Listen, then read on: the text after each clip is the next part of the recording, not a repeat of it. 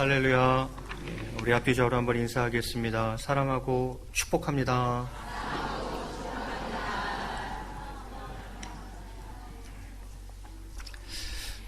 자, 오늘은 성경 읽기표 진도에 따라서 시편 94편 말씀을 가지고 성도를 위로하시는 하나님의 10가지 방법이라는 제목으로 함께 말씀의 은혜를 나누고자 합니다.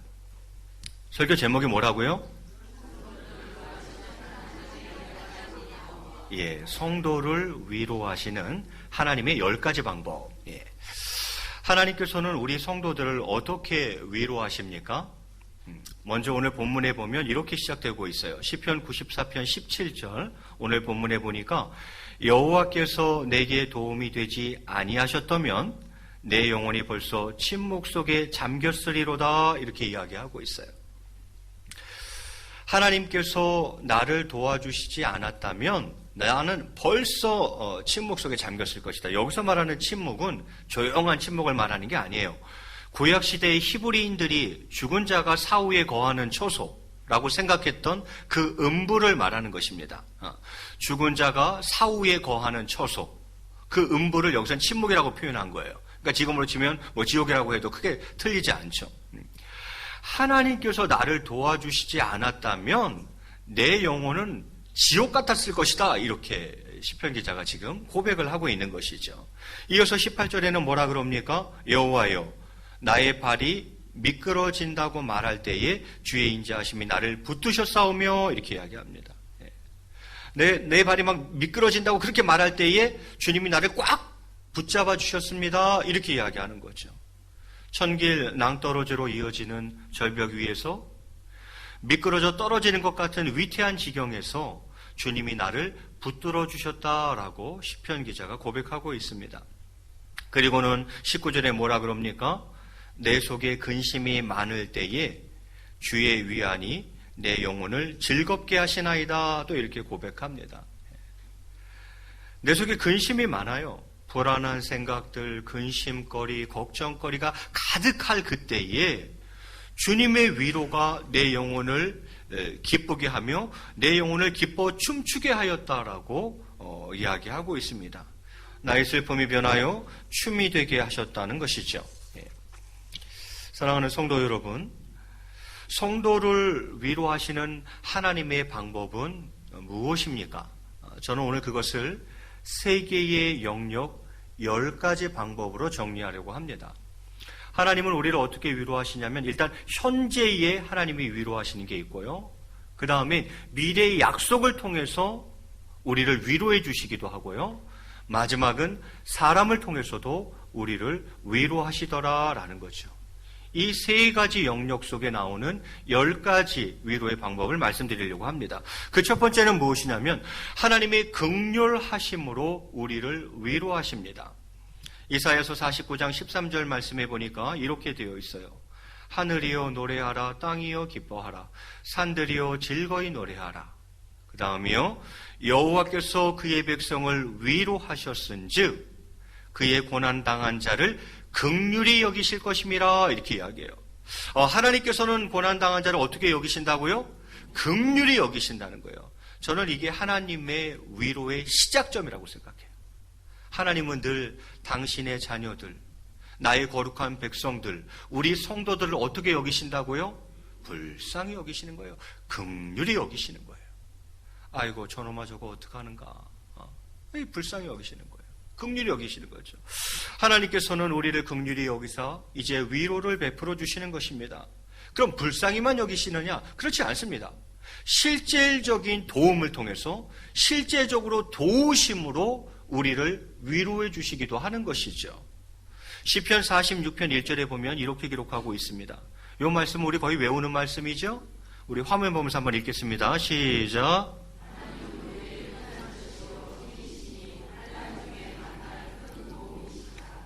하나님을 뭐라 표현하고 있습니까? 환난 중에 만날 큰 도움이시라는 거예요. 나의 하나님은 그런 하나님이라는 거예요. 환난 중에 만날 큰 도움이 되시는 분이라는 거죠. 하나님께서는 우리를 실제적으로 도우심으로 우리를 위로해 주시는 거죠. 아이고야, 많이 힘들지. 알았어, 내가 그 부분 해결하마. 실제적으로 도와주시는, 그래서 우리를 위로해 주시는 거죠.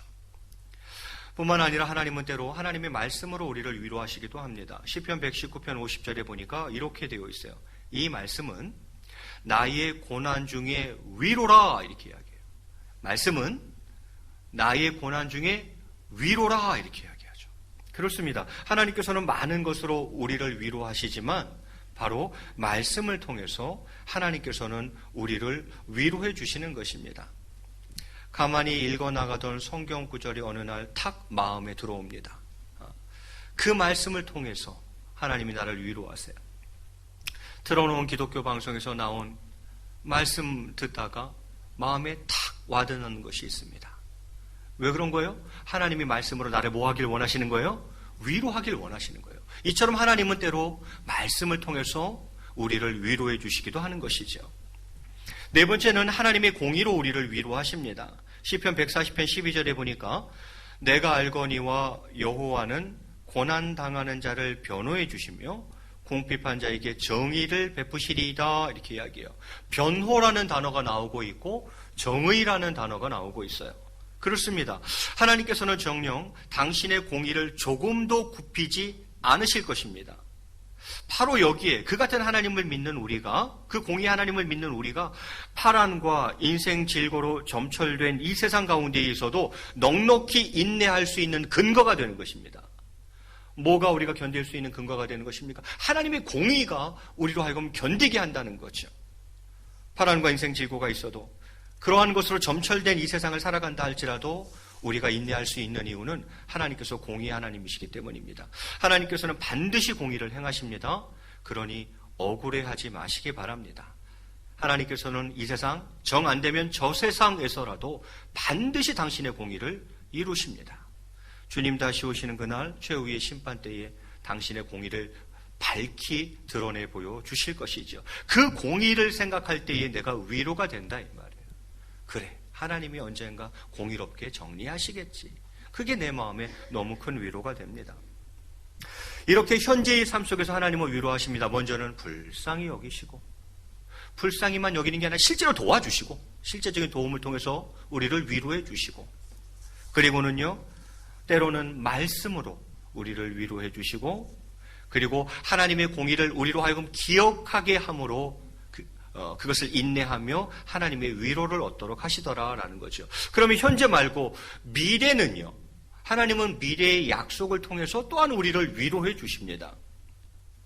먼저는 삶의 구원의 약속으로 말이죠. 시편 27편 5절에 보니까 이렇게 되어 있어요. 여호와께서 환난 날에 나를 그의 초막 속의 비밀이 지키시고 그의 장막 은밀한 곳에서 나를 숨기시며 높은 바위 위에 두시리로다. 무슨 날에요? 환난 날에 말이죠. 환난 날에 하나님께서 이렇게 해주신다는 거예요. 그렇습니다. 주님은 우리의 영혼의 구원자이실 뿐만이 아니라 우리의 삶의 구원자이시기도 한 것입니다. 하나님은 우리의 영혼뿐만이 아니라 우리의 삶 속에서도 우리를 구원해 주실 것을 약속해 주고 있는 거죠. 맞습니다. 하나님은 먼저 우리의 영혼의 구원자죠. 우리의 영혼을 죄에서 건져 주셨어요. 우리를 구원해 주셔서 하나님의 자녀 삼으시고 천국과 영생을 주신 분 맞습니다. 그러나 주님은 그렇게 우리의 영혼의 구원자만이 아니라 실제적인 하루하루 살아가는 우리의 삶 가운데에서도 구원자가 되신다는 것입니다. 그것을 주님이 약속해 주고 있는 거죠. 하나님께서는 이 삶의 구원의 약속으로 우리를 위로해 주시는 것입니다. 하나님 힘들어요. 환난 날에 제가 처해 있어요. 그래, 내가 그 삶에서 너를 건지마 약속하는 거죠. 현재가 아니라 앞으로 있을 일이죠. 미래의 약속을 통해서 그렇게 우리를 또 위로해 주시는 겁니다. 또한 회복의 약속으로 우리를 위로하시기도 합니다. 이사야서 51장 3절에 보니까 나 여호와가 시온을 모든 황폐한 곳들을 위로하여 그 사막을 에덴 같게 그 광야를 여호와의 동산 같게 하셨나니 이렇게 말씀하고 있습니다. 하나님께서는 우리에게 사막을 에덴 같게 광야를 여호와의 동산 같게 하시겠다는 회복의 약속으로 우리를 위로해 주십니다. 그리하여서 어떻게 한답니까? 3절에 보니까 그 가운데에 기뻐함과 즐거워함과 감사함과 창화하는 소리가 있으리라 이렇게 되어 있어요. 내가 회복시키겠다는 것입니다. 그래서 너희가 회복되어서 그 가운데서 막 기뻐하고 즐거워하고 감사하고 찬양하게 될 것이라고 약속해주고 있는 것입니다. 여러분 이걸 믿으시기 바랍니다. 여러분의 가정이 회복되시기를 주님의 이름으로 축원드립니다. 여러분의 직장과 사업장까지도 회복되시기를 주님의 이름으로 간절히 축원드리겠습니다. 회복될 겁니다. 하나님께서 회복을 약속하고 있어요. 회복시켜서 그 가운데에서 막 기뻐하고 감사하고 찬양하고 즐거워하게 될 것이라 약속해주고 계신 거죠. 그 회복의 약속으로 우리를 위로해 주시는 거예요. 하나님 그렇게 우리를 위로하세요. 또한 영생의 약속으로 우리를 위로하십니다. 디도서 1장 2절에 보니까 이렇게 되어 있어요. 영생의 소망을 위함이라. 그 다음 구절 한번 같이 읽겠습니다. 영생의 시작.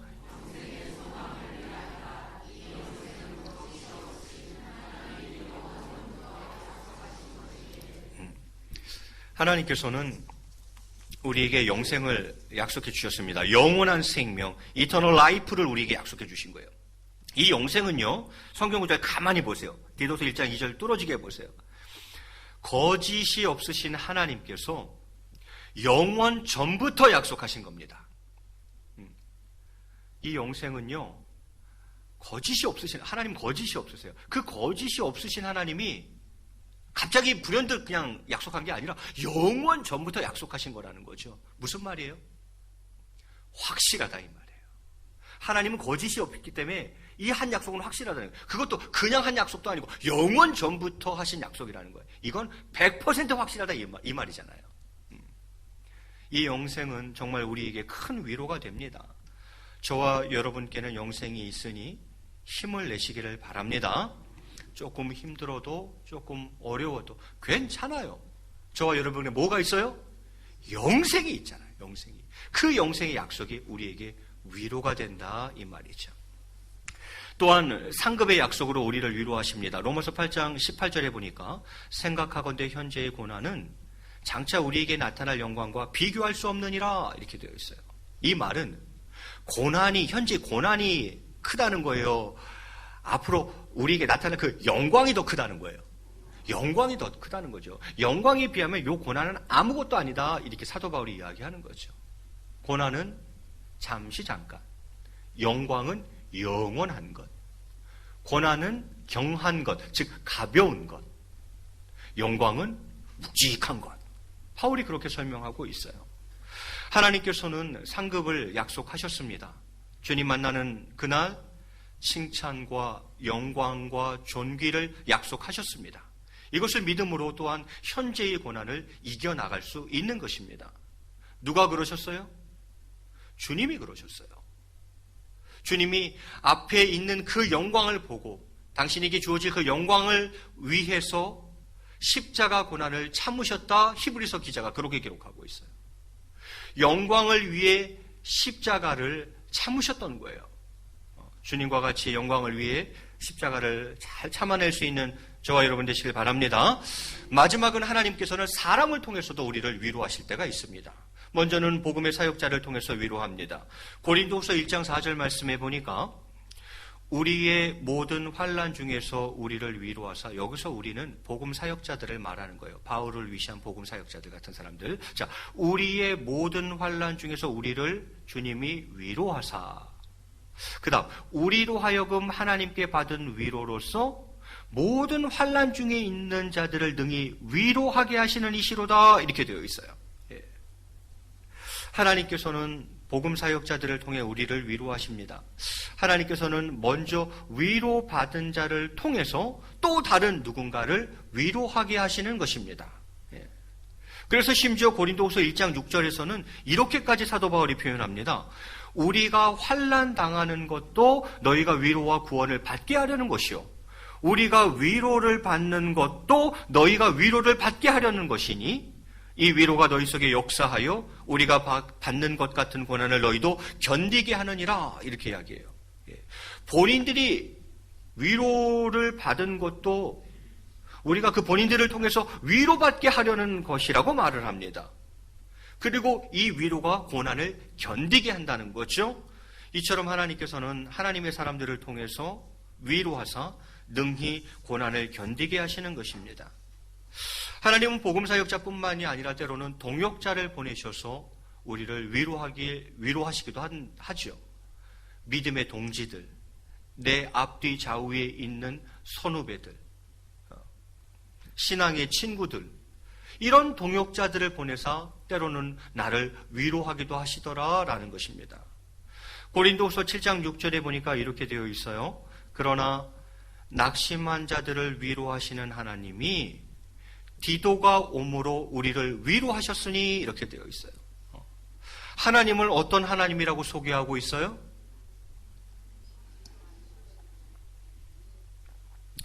위로하시는 분이라고 소개하고 있어요. 누구를 위로하시는 분이세요? 낙심한 자들을 위로하시는 하나님이라고 표현하고 있어요. 하나님을 이 본문은 그렇게 소개하고 있어요. 낙심한 자들을 위로하시는 하나님이, 그 하나님이 어떻게 하셨답니까? 디도를 나에게 보내주었다, 이렇게 사도 바울이 이야기를 합니다. 사도 바울이 너무너무 힘들어요. 그러자 낙심한 자를 위로하시는 그 하나님께서 동역자인, 바울의 동역자인 누구를 보내주세요? 디도를 딱 보내주시는 거예요. 그러자 7절에 그가 온 것뿐 아니요 오직 그가 너희에게서 받은 그 위로로 위로하고 너희의 사모함과 애통함과 나를 위하여 열심히 있는 것을 우리에게 보고함으로 나를 더욱 기쁘게 하였느니라, 이렇게 이야기를 합니다. 바울이 너무너무 위로가 된 거예요. 왜요? 첫 번째는 먼저 디도가 왔어요. 그 온 것만도 그냥 위로가 되는 거예요. 나의 동역자 디도, 그 디도가 나에게 온 것만도 사도 바울은 너무너무 위로가 되었어요. 그런데 그가 어떻게 했습니까? 디도가 어떻게 했습니까? 자신이 받은 위로로 사도 바울을 위로해 주었던 거예요. 그러니 너무너무 사도 바울이 기뻤어요. 그런데 거기다가 보고를 합니다. 바울 선생님, 당신께서 전한 복음을 이렇게 많은 이들이 영접했고 그들이 지금 너무너무 열심히 신앙생활하고 있어요. 고난과 환난이 없지 않으나 끝까지 믿음을 지키고 있네요. 그걸 보고해 준 거예요. 디도가 바울에게. 이것이 사도 바울에게 너무너무 기뻤다, 이렇게 이야기를 하고 있어요. 하나님은 이처럼 동역자를 통해서 우리를 위로하시는 것입니다. 정리해 볼까요? 하나님께서는 성도들을 어떻게 위로하십니까? 저는 세 개의 섹터 속에 10가지 방법을 가지고 말씀드렸어요. 첫 번째는 현재의 우리를 어떻게 도우시는가? 두 번째는 미래의 우리를 어떻게 도우시는가? 또 사람을 통해서 돕는 것들에 대해서 얘기했습니다. 하나님의 긍휼하심으로 도우시고 불쌍히 여기셔서 우리를 도우시고 실제적으로 진짜로 도우시고, 그리고 때로는 하나님 말씀으로 우리의 마음을 만져주시고, 또 하나님의 공의가 있다는 것을 그것을 기억하게 함으로 우리를 위로해 주시는 거죠.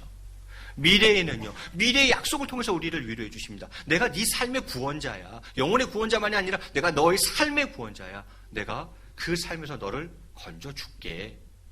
삶의 구원의 약속으로, 때로는 회복의 약속으로 내가 네 가정을 회복시키마, 네 직장과 사업장을 내가 회복시키마, 회복의 약속으로 우리를 위로해 주시고, 그리고는 영원한 생명, 영생의 약속으로 좀 힘들지? 괜찮아. 너 영생 있잖아. 영생의 약속으로 위로해 주시고, 상급의 약속으로 그 고난을 또한 잘 이겨나가게 하시며, 그리고 마지막으로 사람을 통해서, 복음 사역자를 통해서, 때로는 동역자들, 믿음의 친구들을 통해서 위로하시더라라는 것이죠. 그러면 여러분은 이 가운데 주로 무엇으로 위로를 받으십니까?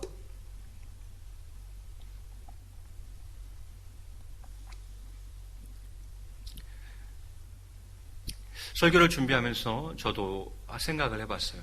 나는 주로 이 10가지 중에 어떤 것으로 위로를 받지? 첫 번째는 하나님의 긍휼하심이었어요. 하나님이 저를 굉장히 불쌍히 여겨주시는 것 같아요. 너무너무 긍휼히 여겨주시는 것 같아요. 아유, 저놈아 저거 하면서 엄청 불쌍하게 보시는 것 같아. 긍휼히 여겨주시는 것 같아. 그게 저에게는 위로가 돼요. 또 하나님은 실제적으로 도와주실 때가 너무 많고요. 어떻게 이렇게까지 도우시지? 하는 순간들이 너무 많습니다. 진짜로 너무 도와주시고, 그리고 저는 어쨌든 말씀을 전하는 자니까 말씀을 통해서 위로받을 때가 많아요. 제가 가장 은혜가 되는 것은 사실 주일 설교가 아닙니다. 제가 가장 은혜 받는 것은 새벽 설교예요. 새벽 설교는 본문을 그냥 순서대로 똑똑 끊어서 말씀을 간단하게 전해요. 순서대로 그냥 가니까 가끔은 야, 성경에 이런 본문이 있었나? 하는 본문들을 만나게 되고 그 속에서 참으로 새로운 은혜, 이전에 경험치 못한, 생각지 못한 묵상들이 나옵니다. 근데 그게 참 저에겐 위로가 돼요. 그래서 저는 개인적으로 그 새벽 큐티가 너무 은혜가 될 때가 많이 있어요. 말씀으로 위로를 받습니다. 하나님의 공의가 있기 때문에 그렇게 억울해하지 않습니다. 언젠간 하나님이 정확하게 심판하실 테니까 교통정리하실 날이 있겠지. 별로. 그 공의함이 나에겐 위로가 됩니다. 삶의 구원의 약속, 저는 이게 좀 약해요. 개인적으로 이게 큰 위로로 다가오는 것들이 있고 저에게 너무 큰 위로로 다가오지는 않는 게 솔직히 좀 있는데 그게 이제 5번, 6번 같은 경우는 저는 조금 그래요. 삶의 구원의 약속이나 회복의 약속보다는 저는 영생이 더 큰 위로가 돼요. 야, 힘들지? 어렵냐? 괜찮아 임마. 너 영원한 생명 있잖아. 영생이 있잖아. 그게 저한테 너무 큰 위로가 돼요. 저 개인적으로는 그래요.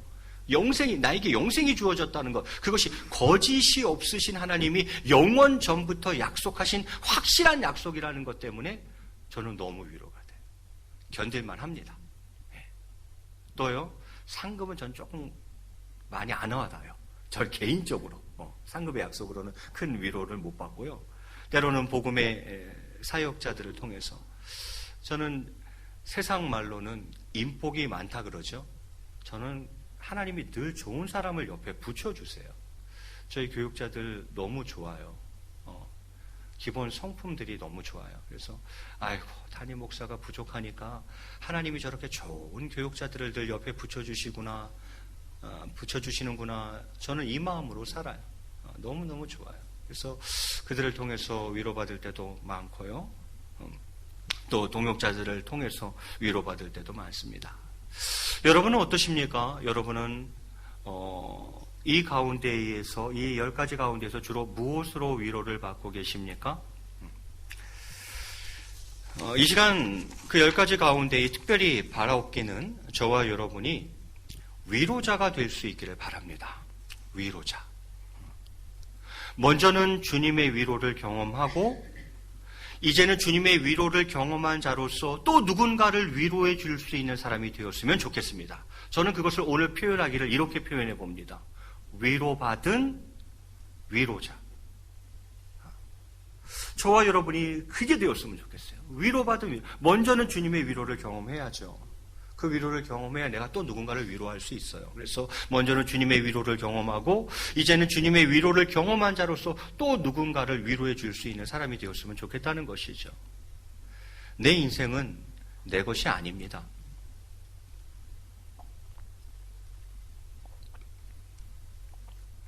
내 인생은 나와 함께하는 모든 사람의 것입니다.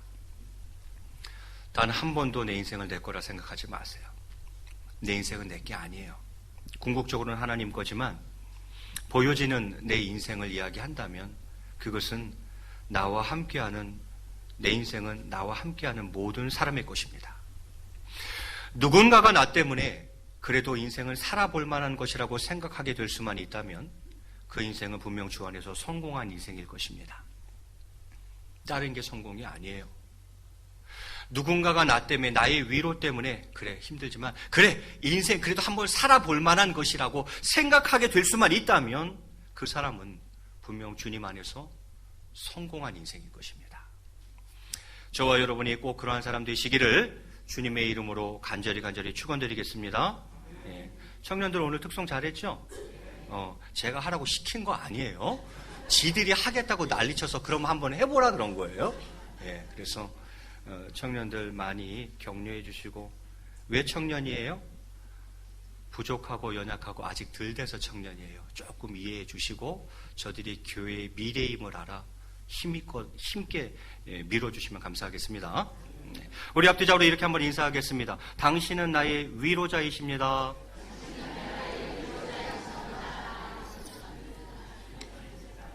우리 같이 찬양하고 잠시 기도하도록 하겠습니다. 나의 영혼이 같이 찬양하겠습니다.